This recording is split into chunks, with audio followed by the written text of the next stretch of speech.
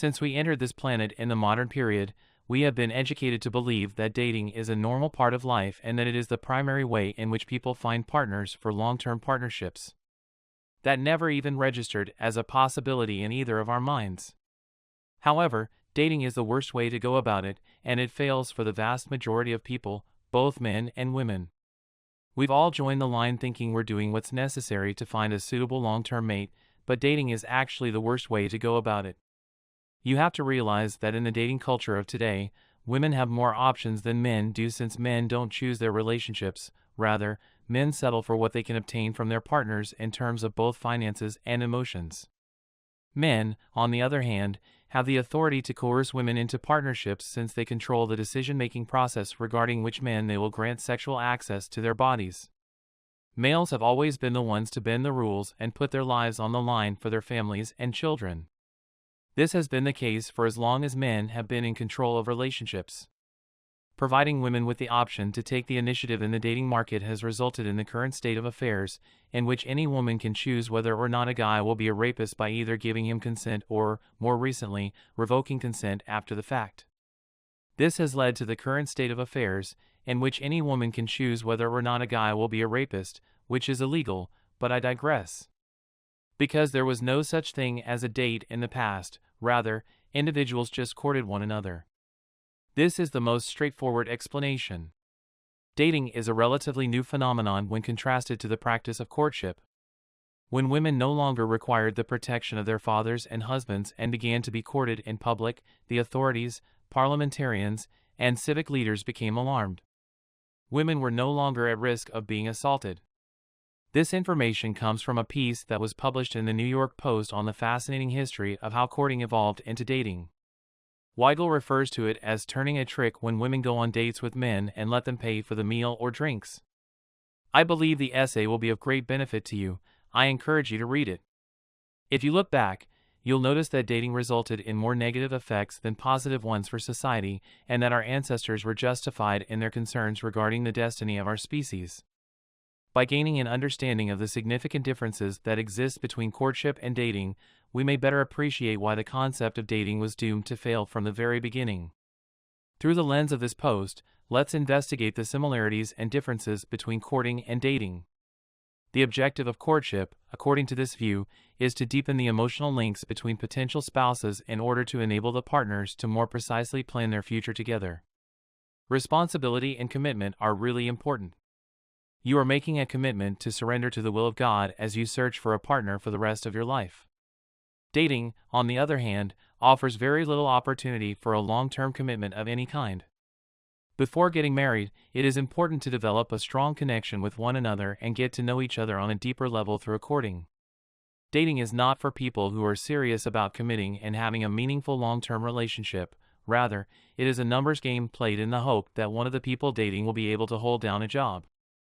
This is something that is very obvious, and it is very clear that dating is not for people who are serious about these things.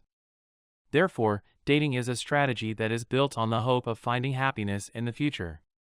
Anyone who has any experience in the dating world will tell you that hope is not a plan. Aside from the fact that individuals have the opportunity to engage in sexual activity with one another, the connection is only intended to be temporary and does not follow a predetermined path. In all honesty, this is a spot-on description of the dating world. People in today's society date mostly for the purpose of acquiring free perks such as food, cash, entertainment, and a little reprieve from the undivided attention of their significant others. The main idea here is that going on dates is not the best approach to get to know someone with the goal of eventually starting a long-term relationship, getting married, and having children with them.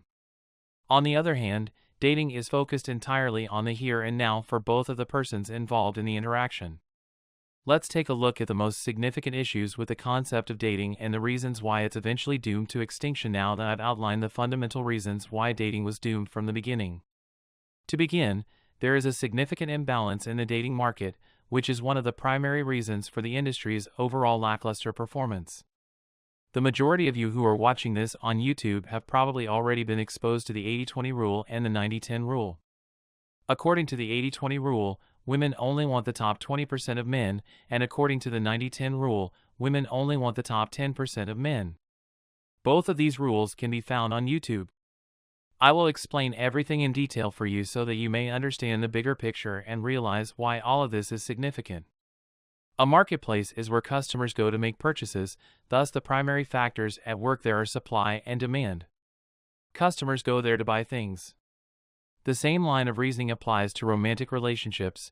There are only so many single people who are actively looking for a partner.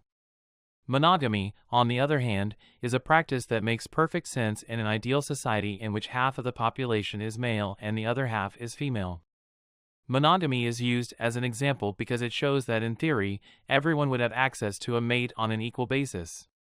This is why it is presented as an illustration.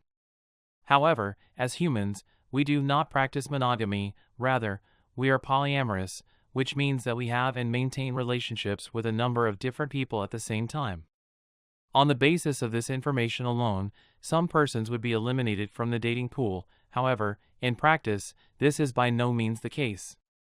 Inaccurate information is a contributing component that plays a secondary role in the failure of the dating scene. As was to be expected, no rational man would do that.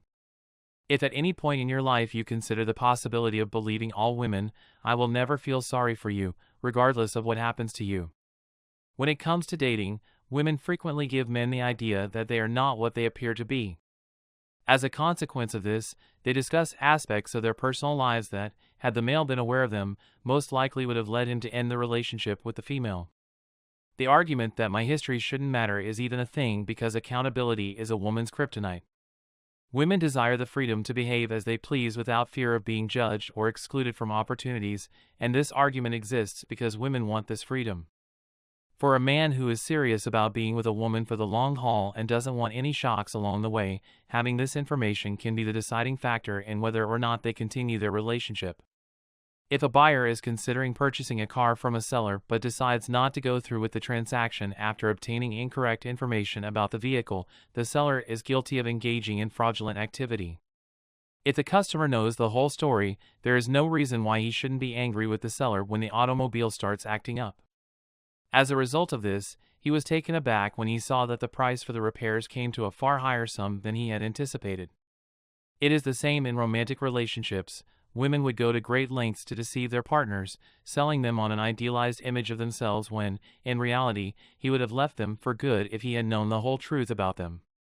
Imagine that this woman was one of the best competitive cyclists despite the fact that she had terminated the pregnancies of 4 children, abused both drugs and alcohol, cheated in every relationship she had previously been in, and had an incurable case of the itchy-scratchy. If she does not tell her new boyfriend this information, he will not be able to make an educated decision regarding whether or not to make a long-term commitment to her as a partner. Do you have any idea how terribly wrong this may go? When it comes to dating for men, a man may think that he is getting a sweet and innocent girl when, in reality, the truth may come out months, if not years, down the line when he has made a commitment that he simply cannot walk away from, and any consequences that arrive, that man would have to shoulder the effects of his getting misled and would have to bear the burden of the effects of his getting misled. Unfortunately, this kind of thing happens all the time in situations involving paternity fraud, and it's examples like these that help explain why so many relationships end in tragedy.